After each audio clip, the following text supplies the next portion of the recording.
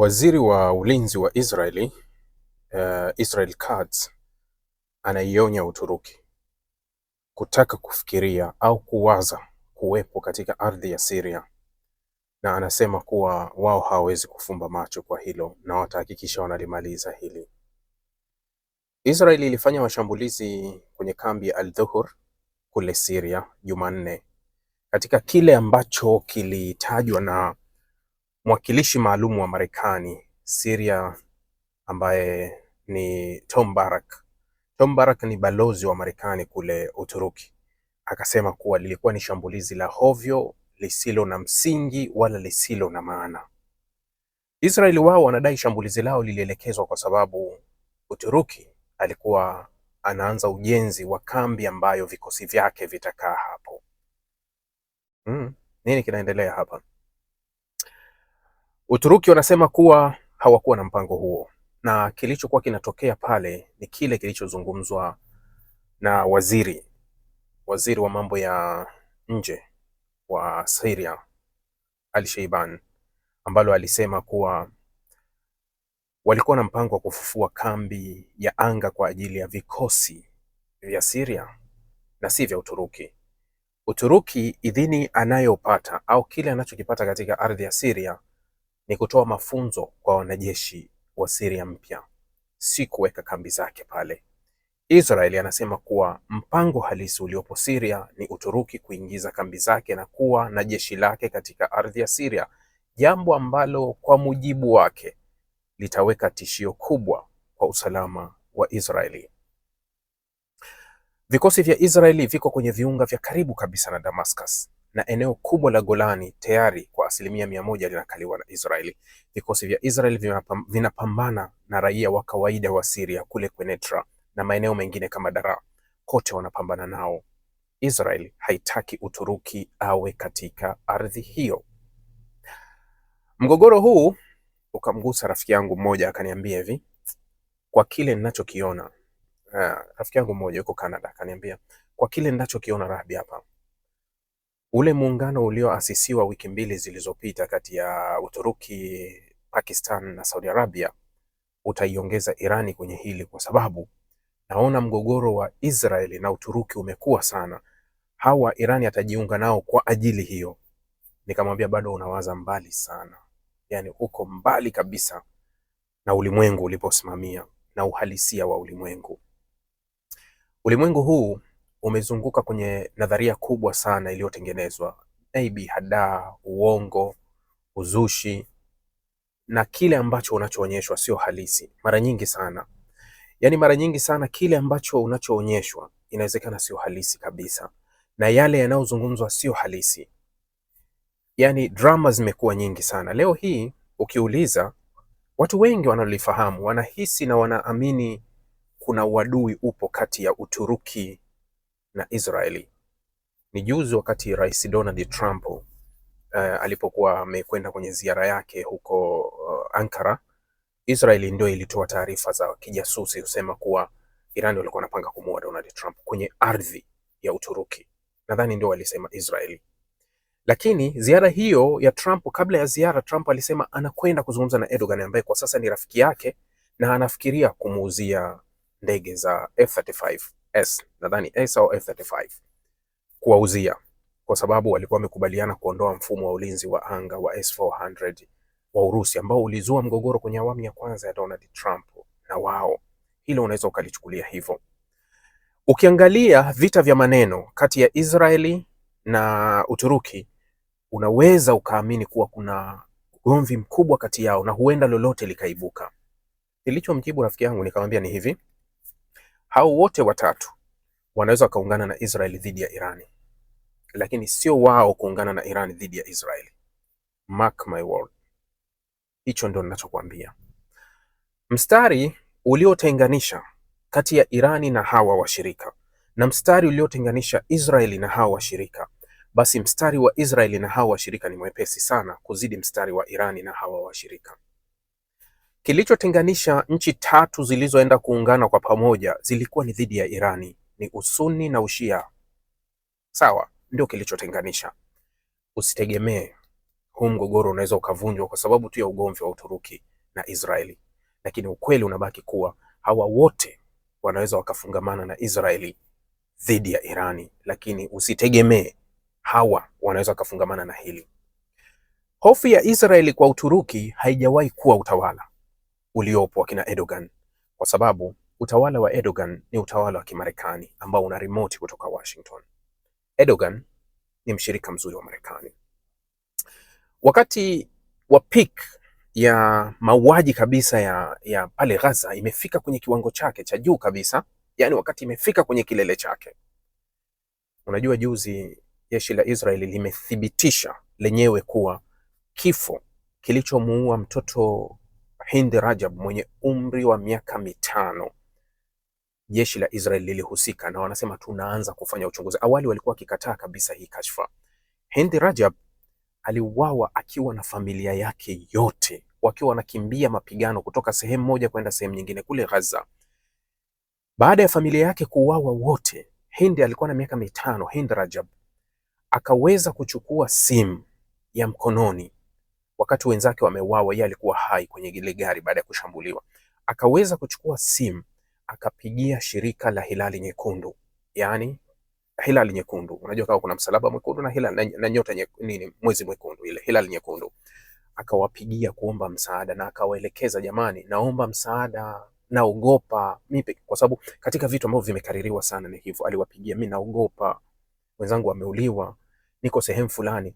Kwa hiyo wale wafanyakazi wa shirika walitoka kuelekea sehemu ambayo walipokea simu ya Hind Rajab, kuelekea huko. Baada ya kufika pale wakakuta Hind Rajab, kwanza Hind Rajab hakupatikana wala gari ile haikupatikana. Ikaja kupatikana baada ya siku 3-4 ndio ilikuja kupatikana, ikiwa ina risasi zaidi ya 360 zilizopigwa, na Hind akiwa ameuawa. Ana umri wa miaka 5 huyo binti.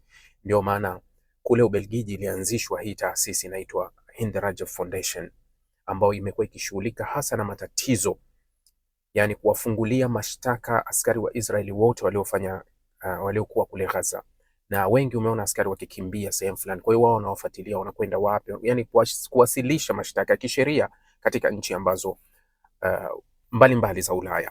Kwa mara ya kwanza Israeli wanakiri kuwa jeshi lao lilimuua Hind Rajab. Sasa wakati wapo kwenye peak ya mauaji ya Gaza, Uturuki walitangaza kukata kila kitu na Israeli. Kila kitu walitangaza wamekata, na hawahusiani na Israeli kwa namna yoyote, biashara, kila kitu. Uturuki alikuwa akisafirishia sana Israeli chuma kwa ajili ya Uturuki wanayo chuma, kwa hiyo alikuwa akipeleka chuma, alikuwa anapeleka vifaa vya ujenzi sana, walikuwa akipelekewa cement na vitu vingine, nondo, vitu vingi ambavyo Uturuki alikuwa akisafirisha kwa Israeli. Kwa hiyo serikali ya Erdogan ikatutangazia kuwa ilikuwa imesitisha biashara zote na Israeli, kama vile Marekani anavyotutangazia hivi sasa kwa anakata kila kitu kwa ajili ya Irani. Sasa baada ya tathmini ya miezi 3, usafirishaji kutoka Uturuki kwenda Israeli ulikuwa umepanda kwa 100% kwa mujibu wa vyanzo vya Israeli. Upande wa pili wamesitisha, upande wa pili wamekuwa. Kwa hiyo ninapokuambia hiki unachokiona hivi sasa kama ugomvi mkubwa wa Israeli na Uturuki, ni hofu ambayo Israeli wanayo kwa raia wa Uturuki, sio serikali ya Uturuki. Sijui umeelewa, sio serikali ya Uturuki. Pale Israeli anaponyoshea kidole serikali ya Misri, anaponyoshea kidole serikali ya Saudi Arabia, si kwa sababu ya serikali ya Saudi Arabia. Hofu yake haipo kwenye serikali ya Saudi Arabia, kwa sababu hizi serikali ikiwemo ya Pakistani ni serikali ambazo zinapata control kutoka Washington, ni serikali ambazo zinapokea maagizo kutoka kwa Marekani. Kwa hiyo hazina madhara kwa Israeli, hazina madhara kwa Israeli. Hofu kubwa ya Israeli huwa ni raia wa zile nchi, kwa sababu wanafahamu kuwa hawa raia hawakubaliani na kile kinachofanywa na serikali zao. Si hofu ya hizi serikali. Hizi serikali zote ni serikali zinazopokea maagizo. Sasa leo hii ninapokuambia kuwa hiki ni kigumu, kuwa huu mgogoro wa Uturuki na Israeli ndani ya Syria, nchi ambazo ziliketi kwa pamoja katika mpango wa kumuondoa Bashar al-Assad kwa pamoja katikati ya mauaji ya Gaza, kwa sababu plani wakati inapangwa ya kumuondoa Bashar al-Assad, mauaji ya Gaza yalikuwa kwenye peak na mgogoro mkubwa wa Hizbullah ulikuwa ukiendelea. Wao walikuwa wakikutana wanazungumza kumuondoa Bashar al-Assad, kwa sababu Mpango wa Bashar al-Assad ulianza kutekelezwa siku 3 baada ya Israeli kusaini makubaliano na Hizbullah ya kumaliza mgogoro wao kule 2024 Septemba. Siku 3 tena, mwisho wa Septemba, siku 3 Ahmed al-Sharaa anaanzisha operation kwa kutokea Aleppo, mji wa mwisho wa mpaka na Uturuki, huku Uturuki akiwa amepenyeza silaha za kutosha kuwa ni lazima mkamuondoe Bashar al-Assad. Meza moja ya Uturuki, Israeli, Ukraine, Marekani, baadhi ya nchi za Kiarabu waliketi kwa pamoja kuhakikisha kuwa wanamuondoa Bashar al-Assad. Sasa hawa waliomuondoa Bashar al-Assad, kila mtu katika Syria alitegemea atapata. Yaani ukitazama, unajua wanasema kuwa muungano wa uchawi huwa haufiki mwisho au huwa haufanikiwi, kwa sababu wakati muungano wa kichawi mnaungana, kila mmoja anakuwa na matarajio yake. Mimi nitamchukua mtoto wa fulani, mimi nitamkata kiungo cha fulani, kila huwa hamko kwenye malengo ya pamoja. Yaani ukiutazama muungano huu hauna tofauti na muungano wa Marekani dhidi ya Irani, kwa sababu ulikuwa ni muungano wa Israeli na Marekani dhidi ya Irani. Matokeo yake wameenda kukwama kwa sababu hawakutembea njia moja. Kila mmoja aliingia na la kwake. Mimi nataka hiki, mimi nataka hiki, mimi nataka hiki, nataka hiki. Matokeo yake wakapotezana mbele wanakokwenda. The same kilichotokea kwa Bashar al-Assad, kuwa wakati wanaitoa au wakati wanamuondoa Bashar al-Assad, kila mmoja alikuwa na malengo yake. Ukraine aliingia akiwa na hasira mbili. Ana hasira na Iran kwa sababu Iran anamsaidia Urusi kwa kiwango kikubwa kwenye huo mzozo, ndio akaingia akiwa na hasira na Urusi, licha ya kuwa Urusi pia naye alikuwa ni part of this. Unajua, Urusi pia alikuwa ni part of this. Unaweza kusema kuwa, nilizungumza wakati huo kuwa huenda aliyekuwa akifuatiliwa zaidi Syria alikuwa Irani kuliko yoyote. Nilisema aliyekuwa akifuatwa Syria ilikuwa ni kukata njia ya Irani. Yani Irani ni kama alikatwa mguu kwa kutokea Syria, kwa sababu kwa kutokea Syria ndio Irani alikuwa anaweza kuconnect moja kwa moja kwenda Lebanoni, kwa sababu Syria inapakana na Lebanoni. Zamani Lebanoni ilikuwa ni Syria. Sasa kwa connection ya kutokea Iraq, Syria, Lebanon ndio ilikuwa imemconnect vizuri Irani, kwa sababu Irani anashia mpaka na Iraq. Alikuwa hahitaji ndege, alikuwa hahitaji bahari, alikuwa hahitaji chochote kuconnect na washirika wake wenye nguvu kama Hizbullah. Alikuwa tu ni vizuri, anatoka Irani anaingia Iraq. Iraq ana ushawishi mkubwa, anavuka mpaka wa Iraq anaingia Syria. Syria alikuwa yupo kabisa na vikosi vyake. Akitoka Syria anaingia Lebanoni, anawapa Hizbullah kila kitu. Kwa hiyo huu muungano ulikuwa na lengo hasa inawezekana la kumuondoa Irani kuliko yoyote. Sasa Israeli akajua akiondoka Irani ataikalia Syria, adhibiti na akate Golan. Amefanikiwa kukata Golan na kuchora mstari wa Greater Israel upande wa Syria. Uturuki akawaza kuwa baada ya kuondoka Irani hapa nitarudi mimi nije kuwa na nguvu kubwa zaidi. Sasa kile ambacho kinasumbua kwa hivi sasa, tishio ambalo Israeli analihisi kwa Uturuki ndio tishio analihisi kwa Syria, kuwa raia wa ndani. Kiasi gani wanakubaliana na Israeli? Kiasi kikubwa hawakubaliani na Israeli. Uturuki anataka kurejea kama Ottoman katika eneo hilo, wakati Israeli hataki, anataka yeye ndio aitawale Syria. Kwa hiyo iliyopo hivi sasa ni vita ya utawala ndani ya Syria, nani atakaye control kati ya Israeli pamoja na Uturuki. Lakini huu ulikuwa ni muungano wa awali wa kwao wa kuyafanikisha haya. Sasa pale unapowaza kufikiria kuwa Uturuki, Uturuki, Pakistan na Saudi Arabia wataungana na Irani dhidi ya Israeli, basi nakwambia kabisa usifikirie kuwaza hilo. Waza kuwa huu muungano wa hizi nchi tatu zinaweza zikaungana na Israeli dhidi ya Irani. Hiyo ni kubwa zaidi, dhidi ya Irani. Swala la, unajua kilichowagombanisha Waarabu na Israeli, hawakuwa na ugomvi mkubwa. Tuseme kuwa Saudi Arabia hapakani na Israeli, wana ugomvi gani? Morocco, Algeria na nchi nyingi za Kiarabu, yani ukitoa nchi za Jordan, Misri. Hata Misri alikuwa hapakani na Israeli, kwa sababu Misri alikuwa anapakana na Palestina kwenye ardhi. Misri alikuwa hapakani kabisa na Israeli. Ukitoa Jordan, yani nazungumzia Israeli iliyotengenezwa mwaka 47 kwenye azimio namba 181. Jordan, Syria, Lebanon, hizi nchi ndio zimekuwa zikipakana. Kwa unaweza kusema kama kuna mgogoro wa ardhi, basi unahusu hizi nchi. Upande wa pili wa Palestina, Jordan, Lebanon, Syria. Kama hapa kutakuwa na mgogoro. Sasa niulizie hizi nchi za huku labda za Ghuba zote, hakuna nchi inayopakana na Israeli. Sasa wana ugomvi gani na Israeli? Hawakuwa na ugomvi wote na Israeli kuanzia wakati huo. Kwa nini wanaichukia Israeli? Kwa sababu walikuwa na kusudi la Waarabu wenzao wa Palestina kuwa tutawapigania. Sasa hili kusudi la Palestina lilishahama miaka, halipo, hakuna Mwarabu anatembea nalo. Ni juzi nimekwambia mitaala ya masomo ndani ya Saudi Arabia imebadilishwa. Yani ile slogan ambayo ilikuwa inaandikwa hadi kwenye vitabu, unajua labda madaftari kwa juu inaandikwa hatutoweza kuiacha Jerusalem, ilishaondolewa, maanake walishabadili kimya kimya. Unaniambia kuwa Morocco alivyoanzisha uhusiano na Israel mwaka 2020 kwenye mkataba wa Abraham, alisaini makubaliano gani? Makubaliano ya Abraham kwa lipi? Alikuwa na ugomvi gani hata wasianzishe uhusiano? Kuwait wako kule mbali, lakini Bahrain alianzisha uhusiano wake. UAE hapakani na Israeli, alianzisha uhusiano kwa kupitia nini? Mkataba wa Abraham. Walikuwa na ugomvi gani? Hawakuwa na ugomvi wote na Israeli, ila walikuwa na kusudi la Waarabu. Kwa hiyo Waarabu tayari walishaitumia Palestina kama karata au turufu ya kujipatia kile wanachokitaka kwa Marekani na Israeli. Sawa? Kwa hiyo hilo wamekuwa wakilitumia mara kadhaa. Napokuambia kuwa hawa Waarabu wakiwemo Uturuki sio Mwarabu, wala Pakistan sio Mwarabu, ila kuna Saudi Arabia ambaye ni Mwarabu. Katika muungano wa nchi tatu ambazo zinatajwa kuwa nchi za Kiislamu, ninaweza kusema kuwa ni nchi zenye Waislamu wengi, lakini si nchi za Kiislamu, ni nchi zenye idadi kubwa ya Waislamu, kwa sababu haiendeshwi kwa sheria yote ya Kiislamu. Ni nchi zenye idadi ya Waislamu. Hizi ni nchi zenye yani dhehebu moja kwa kiwango kikubwa.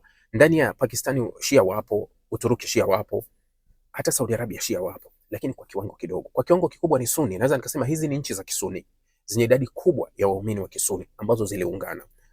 Napokuambia kuwa kusudi la Palestina ni dogo sana kwenye macho ya nchi hivi sasa kuliko la Irani. Yani swala la Irani ni kubwa sana kwao ukilinganisha na swala la Palestina. Ndio maana nakwambia swala la Palestina walishalifuta, halipo.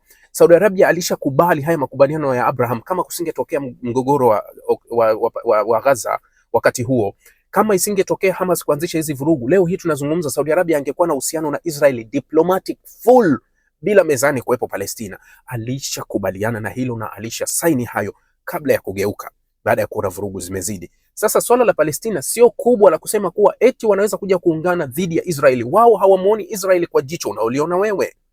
Israeli wao wanamuona wakati mwingine kama fursa, lakini hawamuoni kama threat kwao wao, kwa sababu wao wote wanacheza katika njia moja. Lakini karibu hizi nchi zote zinamuona Irani kwa threat, tishio, sio Israeli. Irani wanamuona katika jicho la tishio. Kwa hiyo usitegemee kabisa hao watatu wataungana kwa ajili ya Irani. Hao wataungana dhidi ya Irani. Sawa? Hawa wataungana dhidi ya Irani, wala hawawezi kuungana kwa sababu wanaungana eti kwa sababu wamwangamize Israeli. Hawawezi kuungana kwa hilo, isipokuwa kinyume chake. Kwa hiyo nimetaka kulizungumza hili hasa kuhusu mgogoro unaoendelea kati ya Uturuki na hawa washirika wake. Jamani, niwatakia kila la kheri na inshallah tutakutana mara nyingine, tutazungumza mambo ya kuzungumza yako mengi tutayazungumza. Asanteni.